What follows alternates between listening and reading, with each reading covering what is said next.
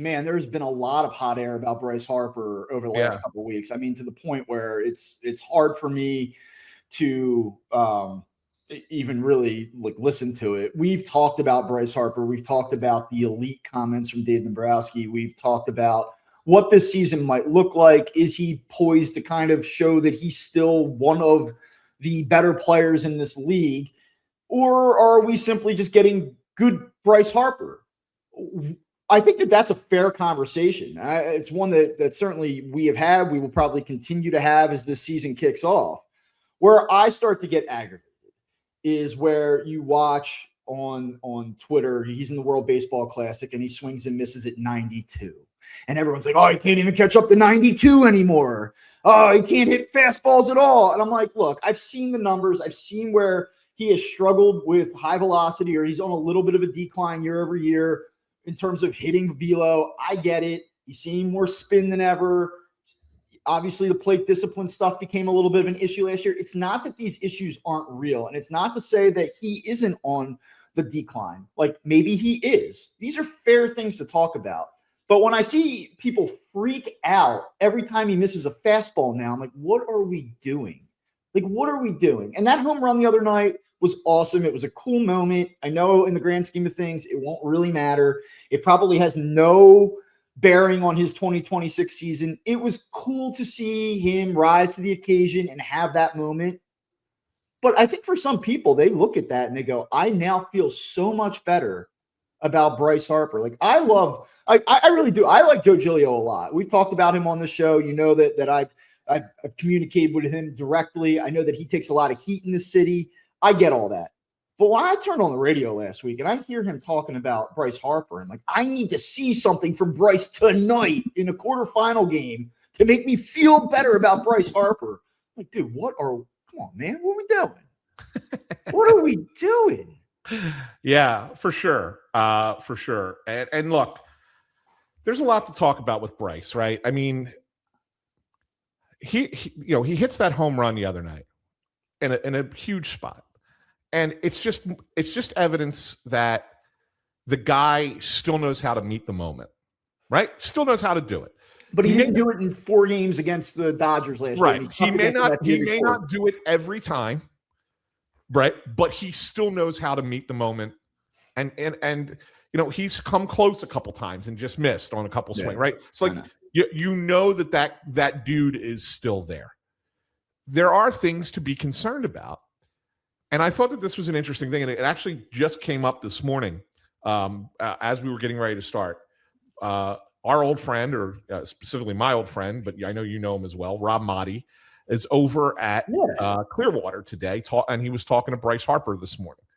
And in the interview, Bryce Harper told Rob that he's aiming to draw between 140 and 150 walks this season.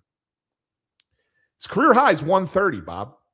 That was with Washington back in 2018. And then in his 2 MVP seasons, he walked 124 times and 100 times. Okay. So 140, 150 walks. That's insane. That's an insane goal. All right.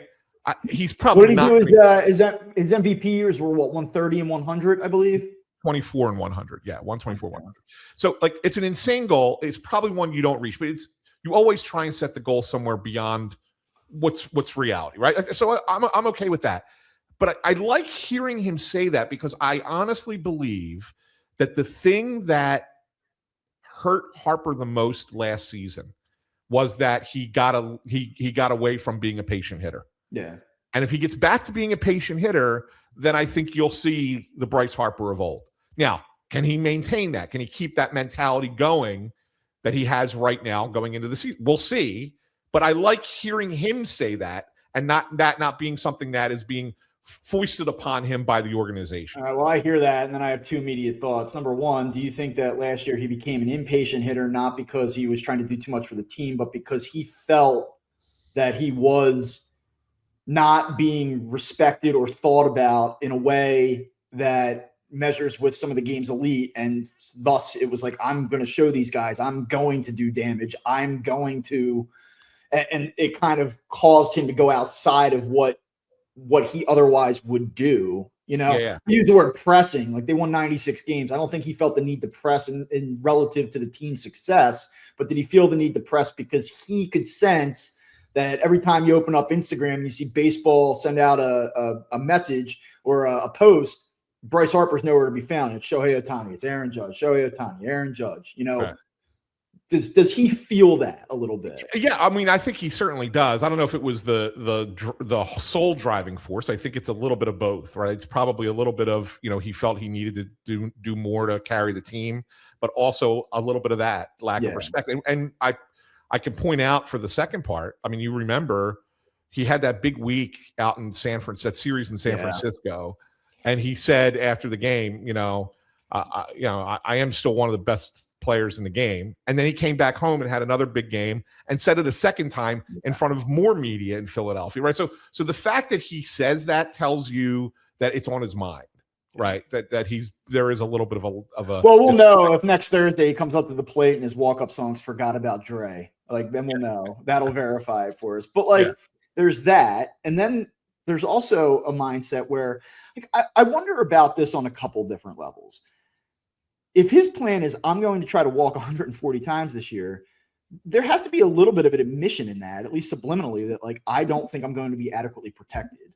And thus I know how they're going to pitch me. And I need to recognize that better this year. And it's not like a direct punch at Alec Boehm, but it like sort of feels like, just based on what he said about Judge at the World Baseball Classic, the fact that he's not wrong, and I think everyone that has a set of eyes kind of understands it, like it's not ideal protection in the middle of the lineup for him if it's going to be Harper Boehm.